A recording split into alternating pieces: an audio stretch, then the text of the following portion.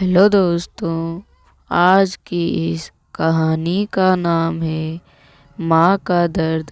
दोपहर 2 बजे मेरी आँख खुली।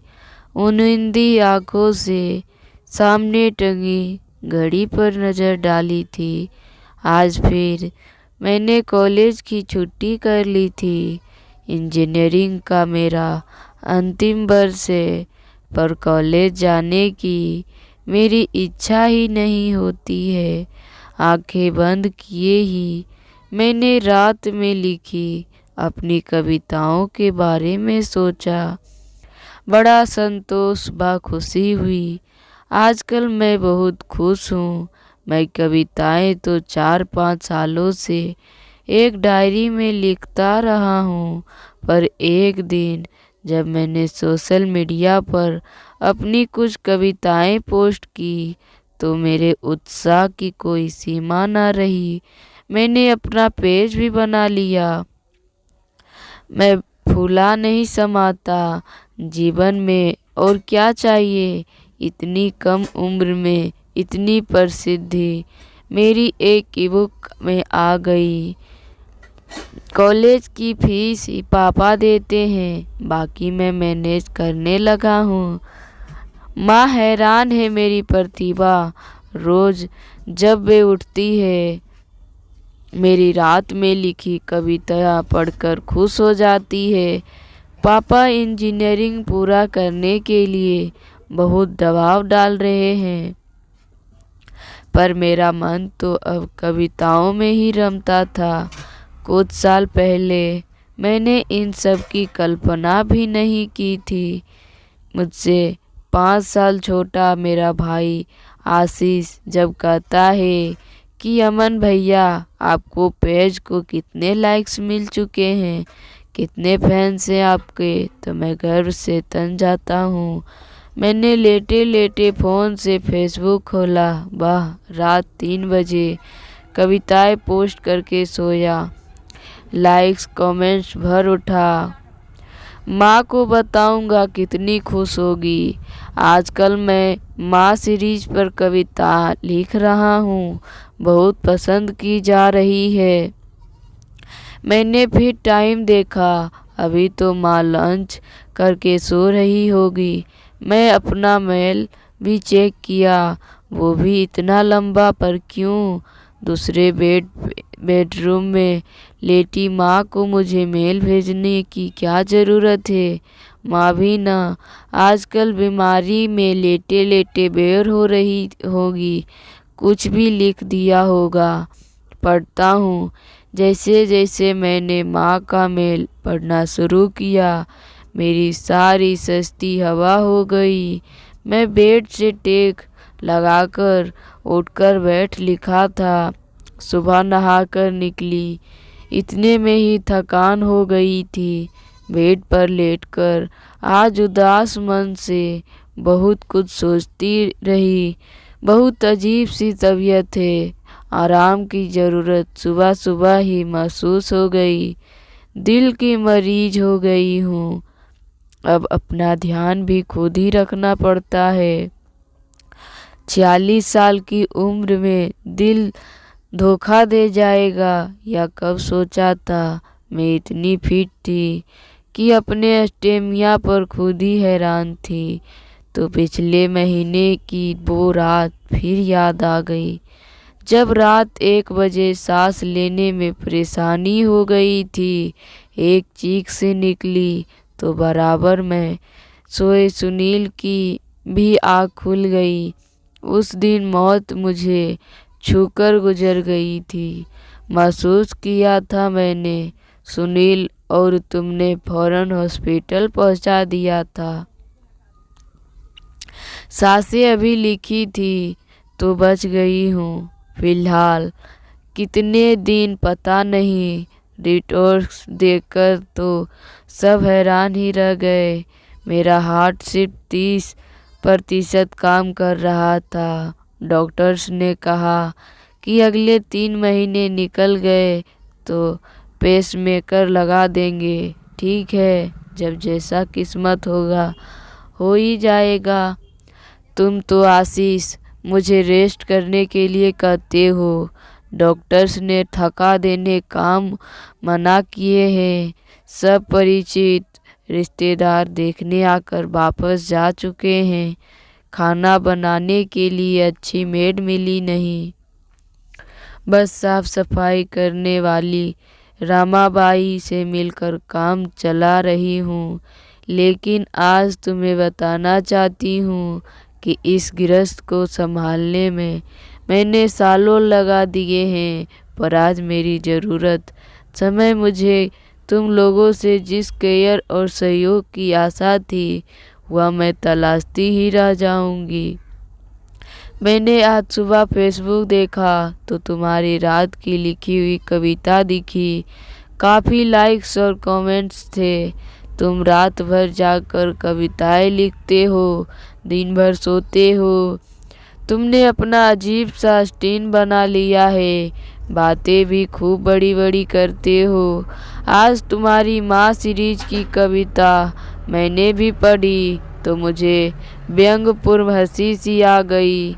माँ के त्याग ममता के भरी कविता पर यथार्थ की दुनिया में तुम्हारे जीवन में तुम्हारे लफ्ज़ों के मायने क्या मायने। कल मुझे कह रहे थे माँ, मैं आजकल मदद की फीलिंग पर सीरीज लिख रहा हूँ, आपको डेडिकेट करूँगा।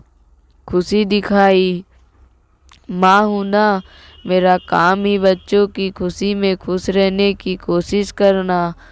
पर मन आहत है मेरा तुम्हारी सच में। तुम बड़े बड़े शब्दों में पिराई गई कविता नहीं, तुम्हारा प्यार और साथ चाहिए। इस समय मुझे माँ सीरीज में ऑनलाइन प्यार नहीं, मेरे तन मन को अपनी देख रेख से सुकून पहुँचाता, मेरी बीमारी में मेरा ध्यान रखता हुआ बेटा चाहिए। एक ही फ्लैट में पूरा दिन अपने रूम से ना निकलकर कविताओं के संसार में डूबे रहना, दिन भर सोते रहना।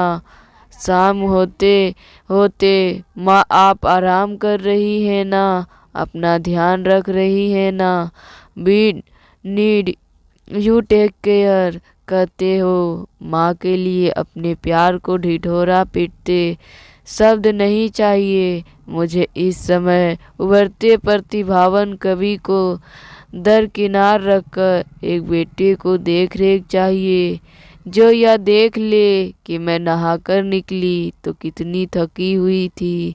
मुझे कुछ पल या जूस दो, मुझे ज़बरदस्ती लिटा दे।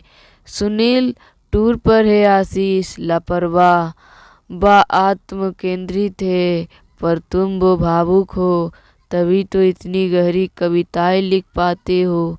पर क्या जो शब्दों में खुद को डुबा देते हैं, असल जिंदगी में एक ही घर में रहकर अपनी माँ के दुख दर्द उन तक नहीं पहुँचा पाते या बेअनसुना कर देते हैं।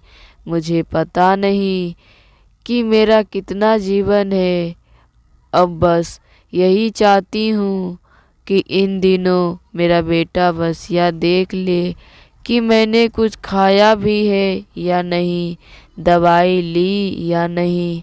कभी वो मुझे अपने हाथों से कोई फल काट कर दे, कभी मेरे पास यूं ही लिटा रहे, कभी अपने अनाड़ी हाथों से ज़बरदस्ती कुछ बनाकर खिलाए जिससे आप जल्दी ठीक हो जाओ।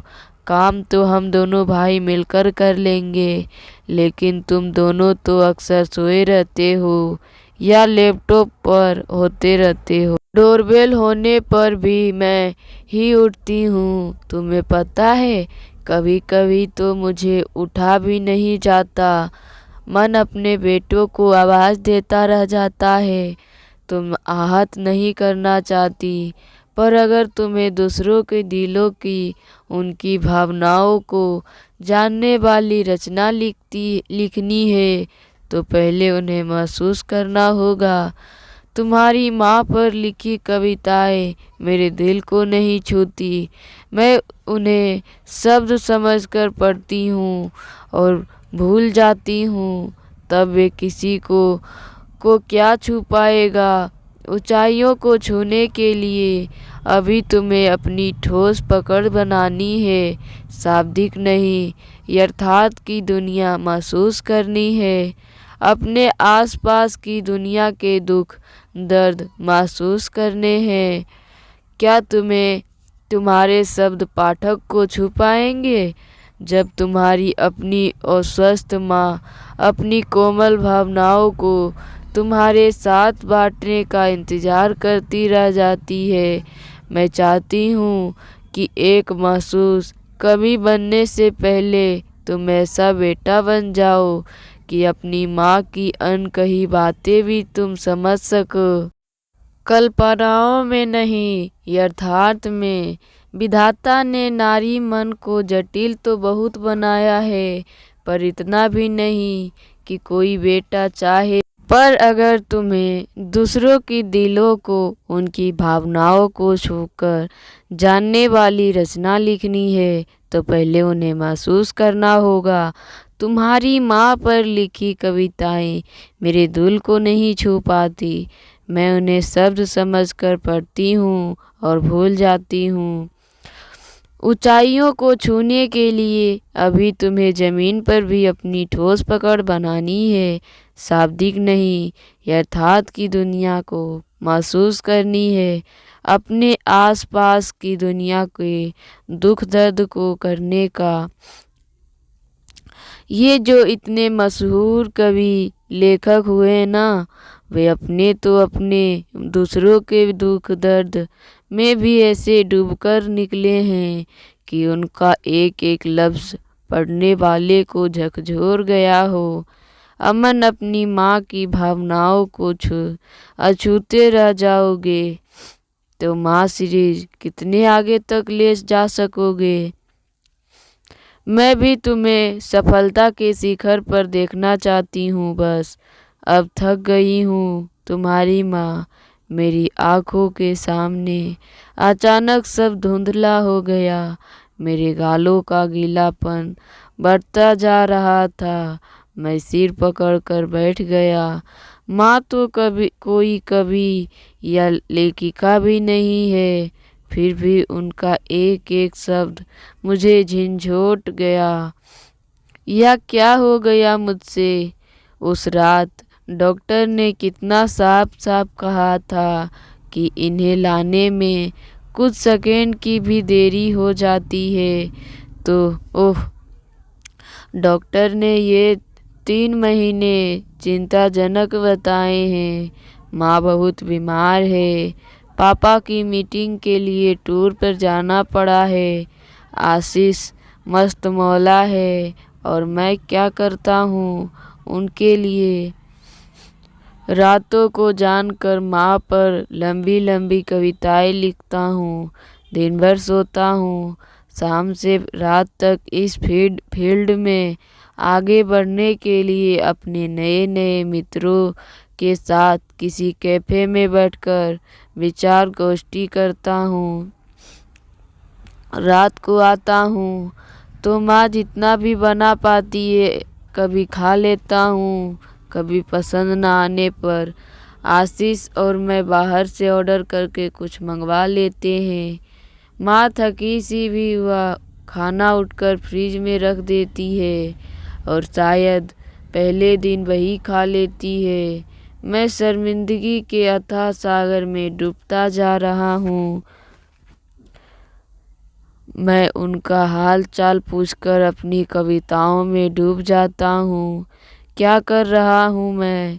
एक ही फ्लैट के दूसरे बेडरूम में लेटी अपनी अस्वस्थ माँ से इतना दूर हूँ कि आज उन्हें अपने मन की बातें शेयर करने के लिए मुझे मेल लिखना पड़ा।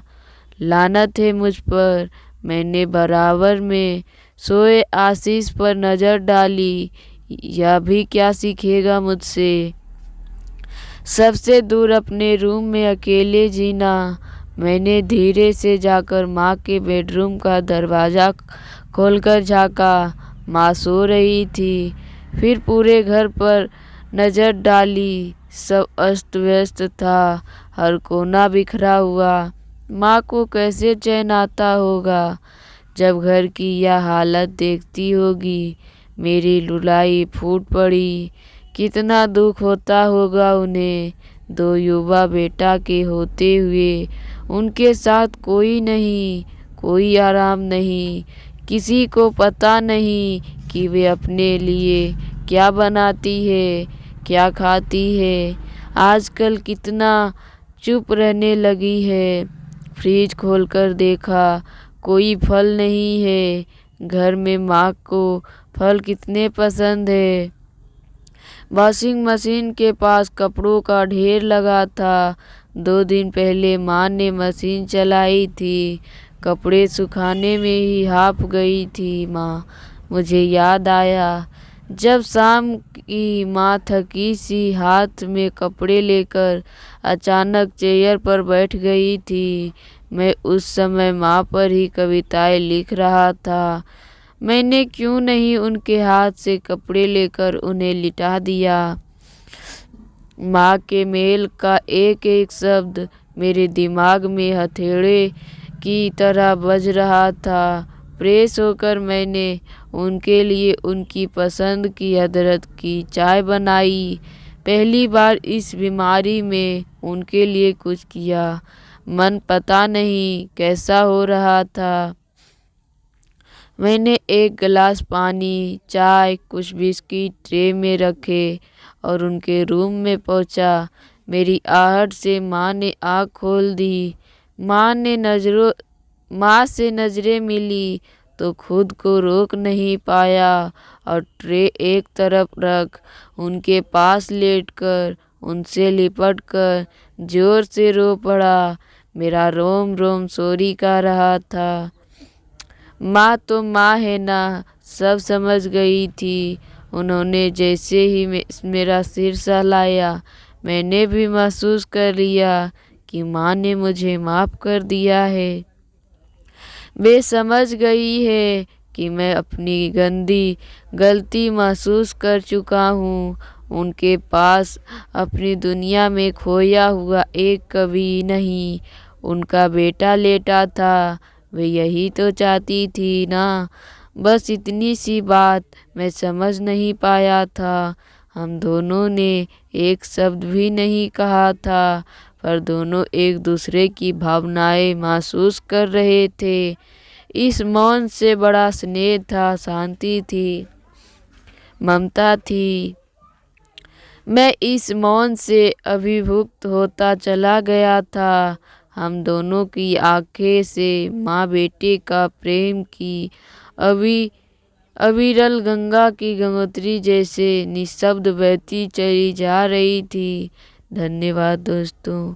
अगर मेरी कहानी पसंद आए तो मेरे चैनल को सब्सक्राइब कीजिए और मेरे वीडियो को ज़्यादा से ज़्यादा शेयर कीजिए। धन्यवाद।